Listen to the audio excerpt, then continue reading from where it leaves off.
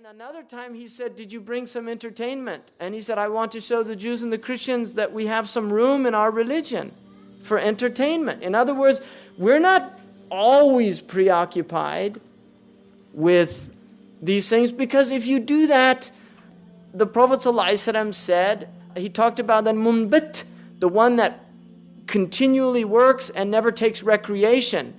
And then he said, لا ظهرا أبقى ولا أرضا قطعا. He will not have a back to hold him up. After a while, he'll get so burnt out that he can't continue on what he was doing.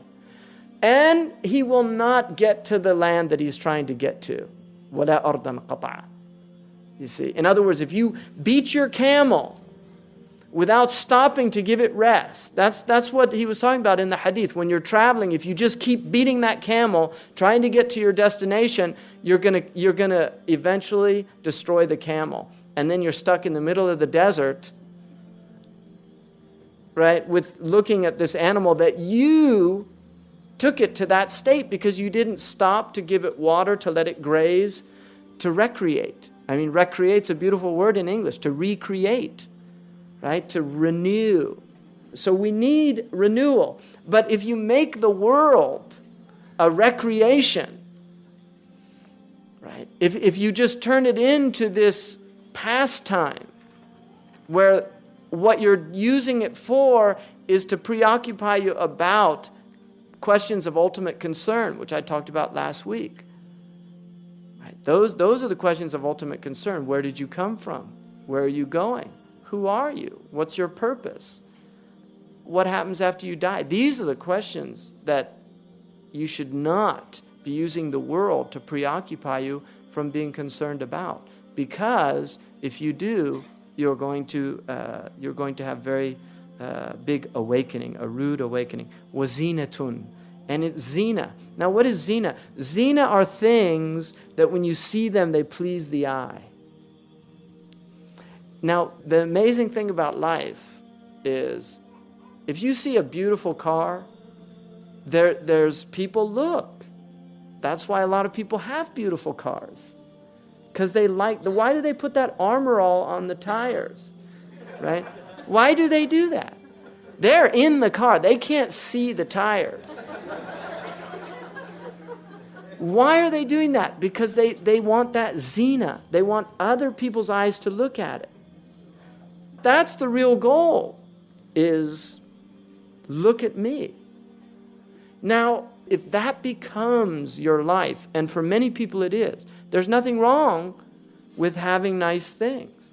If you can afford them, and if gaining those nice things does not prevent you from fulfilling your other obligations. Because Allah has a world in which He made some people wealthy, some people poor, and He likes to see athar ni'mati ala abdi. He likes to see traces of those blessings on His servant. But the Muslims had a very interesting phenomenon. If you go into a Muslim city, a traditional city, the Muslims never made their houses beautiful on the outside. Never. Why didn't they do that? Because they did not want people to look with envy. They saved it for the inside. So if you go into a house in Morocco, outside it looks like this old, about to fall apart. And then you go inside and it's this incredible palace. And the reason they did that is because, first of all, the people that they invite to their house are their friends. That's who you invite into your house, people that you know, and generally those people are not envious of you. Those are people that care about you. And that's why when you go into a house, you're supposed to say, MashaAllah, la quwwata illa billah. And that's what Imam Malik had on his door. He put it on his door to remind people to say that when they came in, because Imam Malik was amazing. And he didn't want people to go in and say, Imam Malik's amazing, without having said, MashaAllah, la quwwata illa billah, right? As a protection, because you can harm people in ways that you don't even know. So the zina it's in malbas, it's in markab, right? It's al-mal wal-banuna zinatul hayat ad-dunya. Wealth and children are the zina. Because if somebody sees your children, you've got beautiful children, mashallah. Yasurra nadirin, it's something that the eye is pleased to see. It's the bounty of Allah. So in protecting yourself from those, there are things that you do. One is don't become extravagant. Don't make other people become envious of it. And one of the things that this country around the world is, because it puts the outward is so emphasized, the world does look on it with a lot of envy. I mean, there is a lot of envy. And envy, the interesting thing about envy is that quality of the heart that no one will admit. A person will admit a felonious crime before they'll admit to being envious. You'll never find anybody admit to, I'm actually envious of that person. That's why I dislike them so much. So envy is actually a type of flattery. And that's why the Prophet ﷺ said, Kullu di ni'matin mahsud. Everyone who has a blessing will have somebody who envies him for that blessing. And in one dua, Sayyidina Ali, kathar Allah min husadik. May Allah increase your enviers. And what it meant was, may Allah increase your blessings.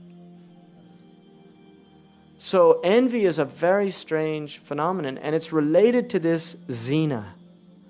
People envy what they see. And that's why in English, envy comes from invidio, which is a bad look. Right? It's to look. They call it mal ojo, the evil eye. It's looking with a bad eye. It's looking at somebody.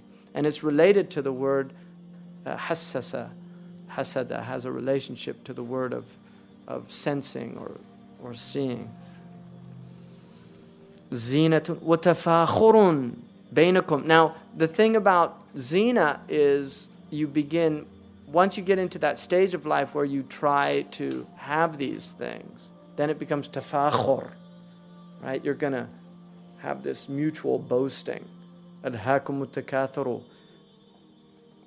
Accumulating wealth has you, alhaakum, it's lahu, preoccupied you, hatta zurtumul maqabir, until you visit your graves.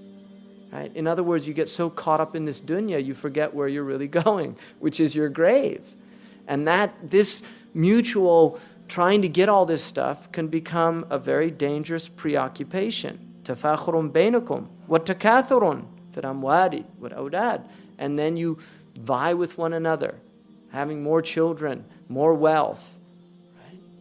And this becomes this sickness. Sayyidina Ali radiallahu anhu said to Ammar, he said, La tahsan ala dunya ya Ammar. Don't get depressed about this world. There's so many verses in the Quran, don't get depressed. And that's why Muslims should take to heart that depression is not a quality that a believer should accept. The Quran should free you from depression. And the Prophet asked that it be dhahabu hammi wa ghammi, wa huzni, wa jira'u huzni, the remover of my depression, right? That you shouldn't get depressed. I mean, there's people that get depressed, but it's really, depression, I think at the root of a lot of depression is self-indulgence, because people aren't serving. If you're actually out serving people, it will actually free you of those feelings of depression. The best Prozac is to go out and just feed people, go work with Rahima or something like that. Right? Seriously, go and feed people. Don't be so self-indulgent. Because a lot of depression, there are, and I accept this, that there are some imbalances that people have.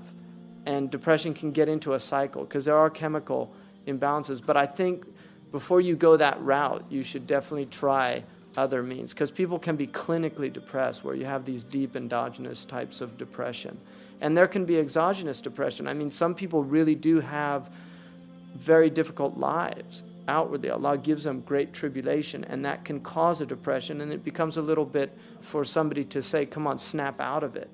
It's difficult because it's difficult to appreciate people's states like that. But generally there's a lot of people that don't really have those type of reasons, and they get into that self-indulgent state, which is very unhealthy.